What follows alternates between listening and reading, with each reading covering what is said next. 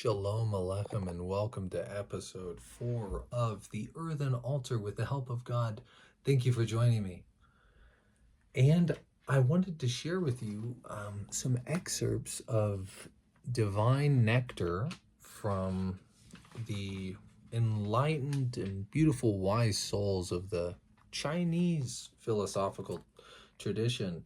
This is a wonderful book called A Source Book in Chinese Philosophy, translated and compiled by Wing Zit Chan, and it's printed or published by Princeton University.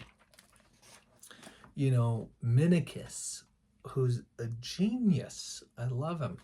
He existed about 400 years before Yeshua, before the first century. And you know, Mencius said,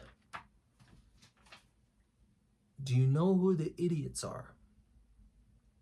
Do you know who are, and I'm paraphrasing, but do you know who are those individuals who people refer to as NPCs? Or do you know who these people are who people refer to as the uninitiated or the walking dead? A lot of different references, none of which are flattering. But he said, you know who these people are? The masses. The masses. Mencius said, page 79, to act without understanding, to do so habitually without examination, following certain courses all their lives without knowing the principles behind them. This is the way of the multitude.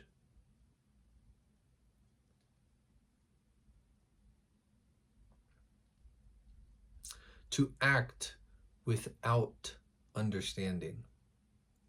To do so habitually without examination. Following certain courses all their lives without knowing the principles behind them. This is the way of the multitude.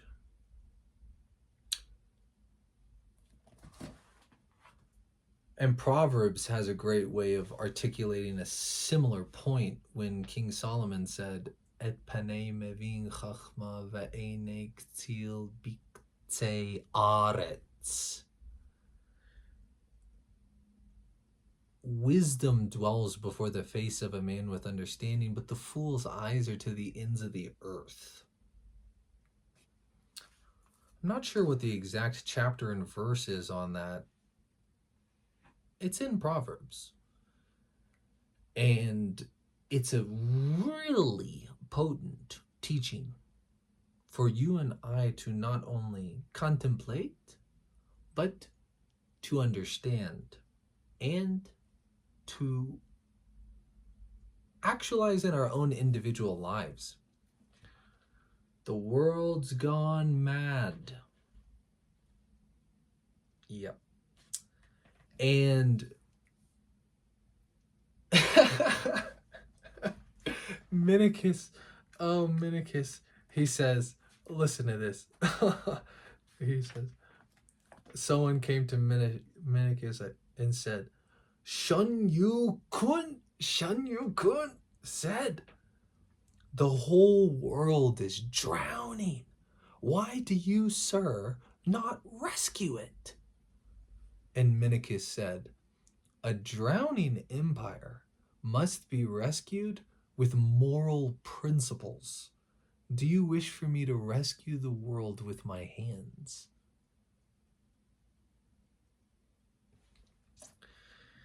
It is to these wise principles, these moral principles, that we direct our awareness and seek to understand that we may do.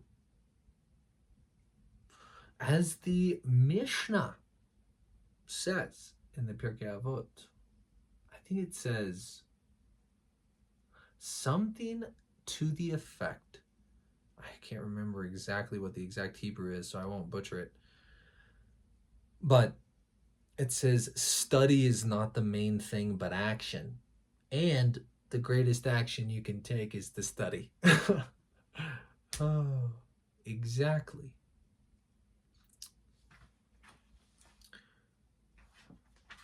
Returning here to what Proverbs indicates to us in the sacred teaching of Et panei mevin chachma ve'enei tzil biktzei aretz. Wisdom dwells before the face of a man with understanding, but the fool's eyes are to the ends of the earth. Very oftentimes, I don't know if you've ever heard the expression to be present with where you are and to directly engage fully where you are. I remember being in the middle of nowhere, Colorado, up on a mountaintop with this man who lived in the wilderness. He was like semi-homeless, but really nice, young man. And so we're out there, and he won't wear shoes anywhere. Oh, I know he had like sandals or something, but he didn't like wearing shoes. And so when we got out to the wilderness, he was like, take off your shoes. And so I was like, of course, take off your shoes, for this is holy ground. Praise God. And so we take off our shoes, and our feet touch the ground, and he looks right in my eyes and goes, welcome to this moment. Exactly. What time is it? It's now. And in continuing, many people seek fulfillment in that which is external to them, and in many ways are stuck in the past or future. This is very difficult for all of us who have a very challenging, stressful, or in some form or fashion, a very turbulent present experience. It can be very difficult, if not insufferable, to be present with what is present, because we would like to escape where we are. I'm no stranger to this fact. I've been surrounded by idiots before. No doubt you have as well. My daughter, she goes, what do you do at work? And she was young, and I was trying to figure out a word picture for how to explain it. And I was like, well, sweetie, it's basically like poop everywhere. And people throw poop at each other, and then the place stinks. And then it's a toxic work environment. You know, it's like, ay, ay, ay. You know? Oh, the stories. Story times with Tanner if I start going on. But this is important. And what Proverbs is teaching us is sometimes the lessons aren't the sweet lesson in life. You know, we do, you know, tasting a bitter root, you get a sense for the forgotten truth wasting away in the erasing of history, but people want a path like honey, not a tear full of mystery. That's from a poem I wrote.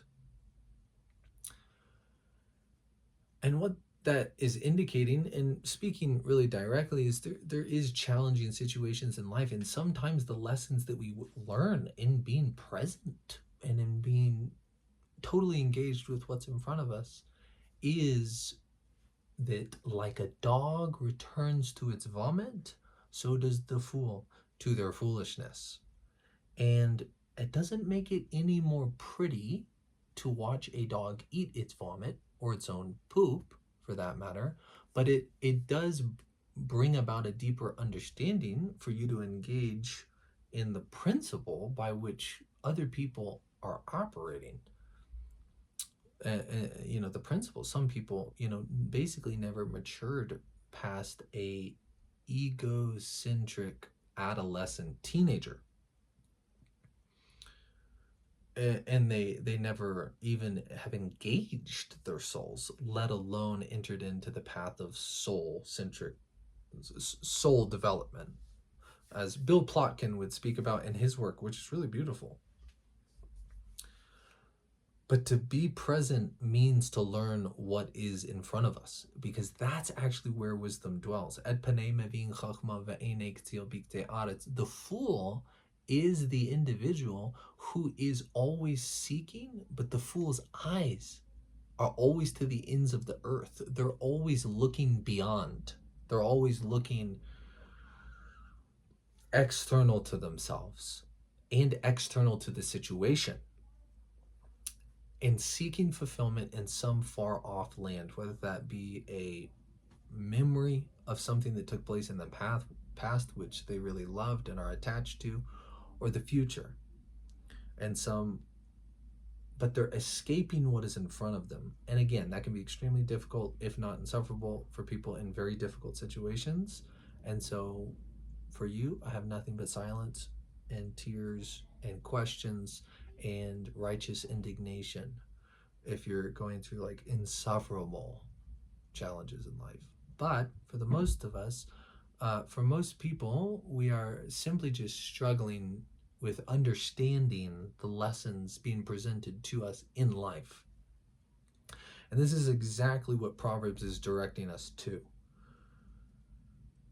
The greatest lessons that we can learn are those realities which life is bringing to us every day, in every moment, in every place.